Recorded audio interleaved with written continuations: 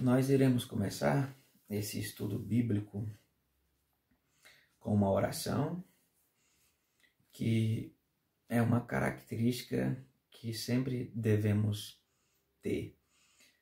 Senhor, nós oramos nesse momento a Ti, te oferecemos a honra que é devida ao Seu nome, reconhecemos a Sua grandeza, queremos anunciar os Seus atributos e sabemos da obra redentora que Cristo fez no Calvário. Senhor, ouça a nossa oração, que o Espírito Santo ilumine a nossa mente e que possamos te prestar esse culto, que é um culto de adoração ao seu nome. Que o Senhor possa nos ensinar a sua palavra para que nós possamos guardá-la nas tábuas do nosso coração, que nós possamos escrevê-las nas tábuas do nosso coração. Em nome do Senhor Jesus. Amém. Então, nós iremos começar uma sequência de exposições dentro de cada livro da Bíblia. Então, nós iremos fazer um panorama geral sobre cada livro da Bíblia para podermos conhecer mais sobre a palavra do nosso Deus. Hoje, nós iremos começar pelo livro de Gênesis, que é o livro da origem de todas as coisas, que é o livro do começo. E a verdade é que Moisés foi o homem que o Senhor inspirou através do seu Espírito para nos revelar as palavras que estão registradas nesse livro. E também todo o Pentateuco, que são os 5 volumes que estão sendo registrados aqui: Gênesis, Êxodo, Levítico, Números e Deuteronômio. Esses 5 volumes também são conhecidos como a Torá, que significa a lei. Então, iremos começar pelo livro de Gênesis e nós precisamos observar que o livro de Gênesis ele está dividido em 2 partes.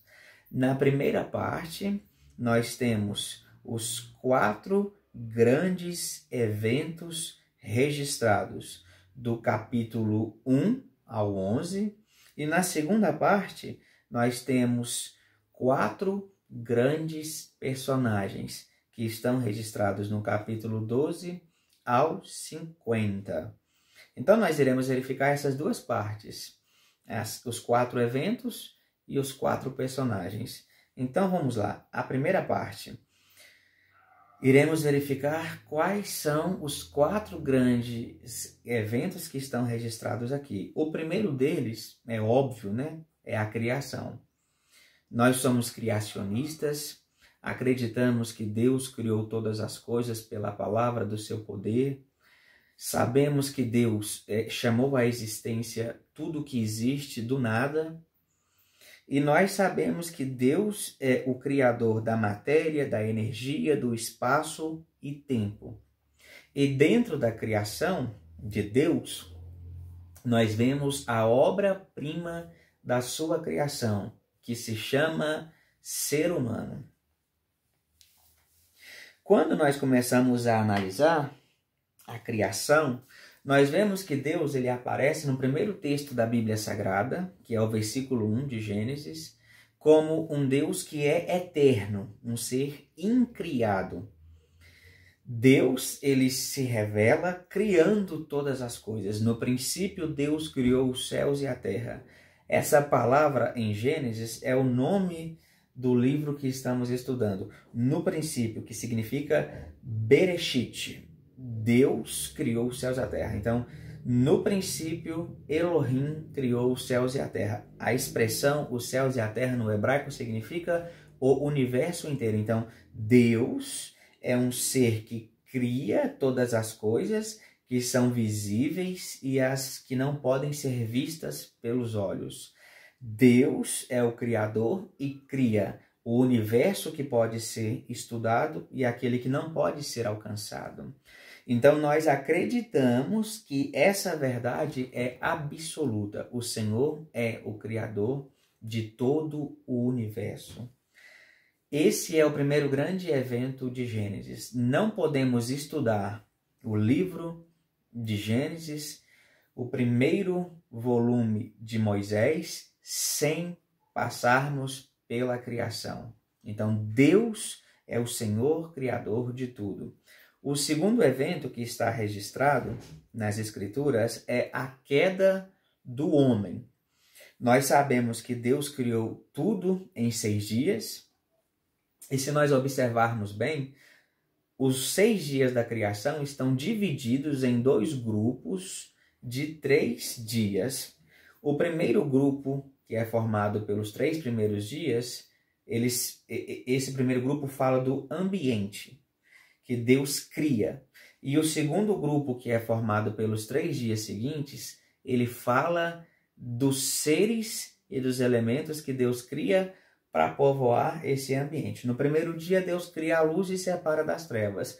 No quarto dia, Deus cria os luminares, o sol, a lua e as estrelas. No segundo dia, Deus cria a expansão e os mares. No quinto dia, ele cria os animais marinhos e as aves. No terceiro dia, ele cria a porção seca, que é chamada de terra. E no sexto dia, ele cria os animais e o ser humano. Então, os 3 primeiros dias que formam o primeiro grupo estão interligados com os 3 dias posteriores que formam o segundo grupo. Então, o primeiro dia está ligado com o quarto, o segundo com o quinto e o terceiro com o sexto. Em Gênesis 3, nós iremos verificar que Deus, quando criou o ser humano e o colocou no jardim, disse para ele comer de todas as árvores do jardim, mas da árvore do conhecimento do bem e do mal, não. O homem desobedeceu e trouxe sobre si condenação, maldição e morte. E quando nós olhamos para a queda, nós podemos observar 2 pecados específicos. O primeiro é que o homem é separado da presença de Deus. O homem peca e Deus o lança fora da sua presença. Então, Adão e Eva não desfrutam mais da presença de Deus que eles desfrutavam lá dentro do jardim. Então, o homem é afastado do Senhor. Esse é o primeiro pecado. O segundo é o pecado contra o seu semelhante, ou seja, Caim mata o seu próprio irmão Abel. Então, aqui nós podemos observar porque que o ser humano ele é tão corrupto, porque que ele é tão perverso, porque que ele é tão baixo, porque que ele é tão rebelde, porque o ser humano desobedece a Deus e também faz o mal contra o seu semelhante. Dentro da queda do homem, nós podemos observar isso. Mas existe algo interessante dentro da queda. É que mesmo dentro da queda, mesmo em meio a toda queda, mesmo em meio a todo o problema que o pecado trouxe, Deus prometeu solução, esperança e redenção, a qual se daria por meio da semente da mulher. Isso está registrado em Gênesis 3:15. Este é o segundo grande evento registrado em Gênesis. O terceiro evento que está registrado nesse livro é o dilúvio. O ser humano, naturalmente, ele se multiplica muito rápido. Ele cresce, ele se desenvolve.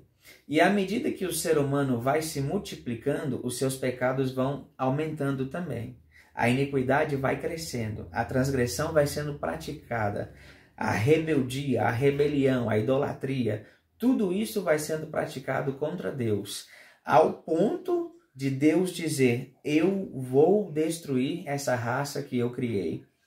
E então, em meio a tudo isso, Deus encontra um homem que é justo, e esse homem acha graça aos olhos de Deus. O nome dele é Noé, e por causa de Noé, por causa do testemunho dele, por causa do relacionamento que ele tinha com Deus, toda a sua família foi salva na arca. O mundo, então, pereceu por causa do pecado contra Deus. Então, esse é o terceiro grande evento registrado no livro de Gênesis, o dilúvio, como é tão conhecido. O quarto evento que está registrado neste livro se chama nações ou povos. Nós sabemos que só existia uma língua, só existia uma cultura, só existia uma etnia e só existia uma moeda. E então o homem ele se rebela e planeja fazer para si uma torre que alcance o céu e chegue diante de Deus. E então Deus, vendo que o homem estava determinado a fazer aquilo, ele confunde as línguas dos homens, ou seja, confunde os idiomas. E é ali que nascem os vários idiomas como nós os conhecemos. Ninguém entendia a outra pessoa. Então, eles não puderam continuar com aquele plano de construir a torre e chegar até o céu. Então, aqui dentro das nações, nós vemos que existe apenas uma raça que é chamada de humanidade. Não existem várias raças.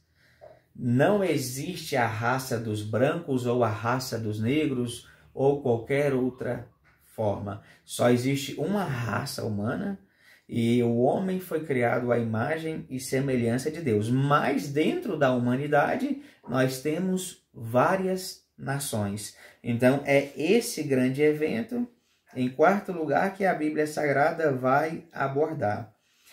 O interessante é que todos nós somos filhos de Adão, então nós podemos dizer que Adão é o cabeça de toda a humanidade ou o pai de toda a humanidade. Mas depois do dilúvio, nós vemos que a partir de Noé e da sua família, que a raça humana se multiplicou e chegou até os dias de hoje. Então, nós somos filhos também de Noé. Então, nós somos pós-diluvianos, porque vivemos depois deste grande evento. Então, quando nós pegamos o livro de Gênesis, nós podemos dizer que do capítulo de número 1 até o de número 11, vai girar em torno desses grandes eventos, que são a criação, a queda, o dilúvio e as nações. E quando nós pegamos Gênesis do capítulo 12 ao 50, iremos verificar que a Bíblia, a partir de agora, vai nos mostrar 4 personagens que são muito importantes na história do povo de Deus. O primeiro deles se chama Abraão. Abraão, ele foi chamado por Deus em Gênesis capítulo 12, e ele foi chamado para cumprir o propósito de Deus. Deus lhe faz promessas, e as promessas que Deus faz a Abraão são 3. A primeira, Deus daria a Abraão uma terra, a terra de Canaã. Deus daria essa terra a Abraão e aos seus descendentes. A segunda promessa é que Deus ele traria descendentes a Abraão, porque Abraão ele era casado com Sara e Sara era estéril. Mas Deus diz a ele, eu vou fazer de ti uma grande nação. E a terceira promessa que Deus faz a Abraão é uma promessa de bênção. Deus diz que Abraão será abençoado e através da sua semente vários povos da terra serão benditos também. Então, as promessas de Deus na vida de Abraão, que é o patriarca da nação de Israel, que é o cabeça do povo judeu, elas estão firmadas nesses 3 pilares. O primeiro, Deus promete a ele que ele terá uma terra. O segundo pilar é que ele terá descendentes. E o terceiro é que ele terá bênçãos. Então, quando nós olhamos para a vida deste homem de Deus, nós verificamos isso. Então, tudo isso que nós estamos verificando aqui na vida de Abraão, dentro do livro de Gênesis, é importantíssimo, é fundamental para o seu plano de trazer salvação sobre todo o planeta, sobre as pessoas que Jesus Cristo iria derramar o seu sangue e um dia essas pessoas passarão a eternidade com ele. Então, quando nós olhamos isso, Abraão ele foi chamado para trazer um povo ao planeta. Esse povo é a nação de Israel. E a partir desse povo, o Messias viria. Então, é importante que a gente frise aqui na vida deste personagem, deste amigo de Deus, deste homem que foi chamado pelo Senhor lá em Gênesis capítulo 12. O segundo personagem que Gênesis destaca, ele se chama Isaac. Isaac é o filho da promessa e o seu nome significava alegria, porque ele foi o motivo da felicidade de Abraão e de Sara na velhice, porque quando eles tiveram Isaac, eles já eram de idade bem avançada. Então, quando nós olhamos para a vida de Isaac, que foi o filho legítimo de Abraão com Sara, nós verificamos que Deus confirma a ele aquilo que ele tinha prometido ao seu pai, ou seja, uma terra, descendentes e também bênçãos. Quando nós olhamos para a vida de Isaac, nós sabemos que ele tem um elo espiritual com o seu próprio pai, que é Abraão. O terceiro personagem que precisamos observar, que o livro de Gênesis vai destacar, se chama Jacó. Jacó foi o filho de Isaac com Rebeca. Ele era neto de Abraão. Jacó teve várias fases na sua vida. Ele chegou a enganar o seu irmão e ele enganou o seu próprio pai, Isaac, já na sua velhice. Todos conhecemos a história quando ele se passou por Esaú e Isaac então o abençoou e o seu irmão ficou furioso com ele. E ele fez tantas outras coisas, mas ele também foi enganado. Ele foi enganado pelo seu sogro. Na noite do seu casamento, Labão concedeu a ele outra mulher que não era a sua esposa, era irmã daquela que ele tinha trabalhado para se casar, no caso, Leia.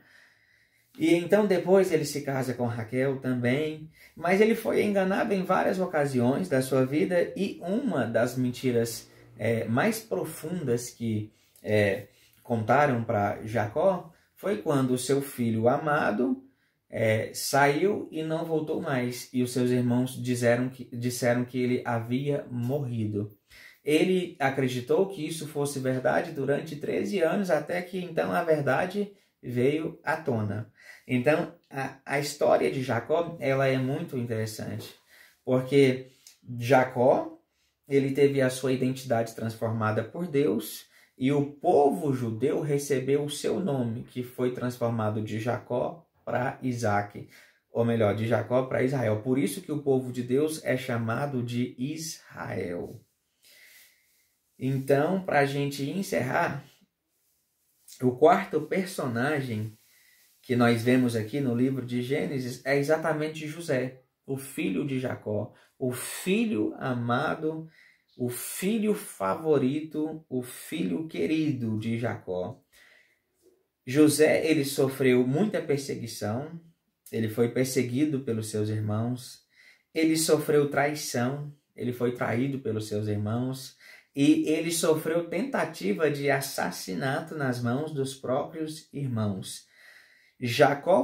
José ele foi vendido como escravo pelos seus irmãos aos midianitas e depois foi vendido pelos midianitas a um funcionário de Faraó que se chamava Potifar. Estando ali, ele foi caluniado, foi acusado de algo muito grave pela esposa do seu senhor e depois disso foi jogado dentro da prisão. E ali na prisão ele foi esquecido durante um tempo, mas depois ele é encontrado, né? Ele revela um sonho de Faraó, e então ele se torna o governador do Egito e se senta ao lado do rei, do imperador daquela época.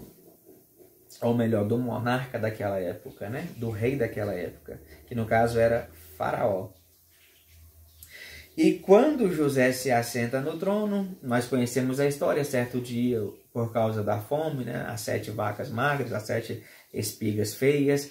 Por causa dessa fome, os seus irmãos vêm até ele para comprar comida. Ele faz toda aquela encenação, ele se revela, perdoa os seus irmãos, diz que foi Deus que o colocou ali, manda buscar sua família, a casa do seu pai, encontra-se com o seu pai e ambos ficam felizes e emocionados. Então, quando nós olhamos para o livro de Gênesis, dentro de um panorama geral, só que para que a gente possa entender, nós verificamos que o livro de Gênesis ele está baseado em 2 partes. A primeira, do capítulo 1 ao 11, que fala sobre os 4 eventos, ou melhor, os 4 grandes eventos, que são a criação, a queda, o dilúvio e as nações. E do capítulo 12 ao 50, vamos verificar que é a segunda parte de Gênesis, que vai tratar sobre esses 4 grandes personagens: Abraão, Isaac, Jacó e José. Então, vamos fazer uma oração para nós podermos encerrar?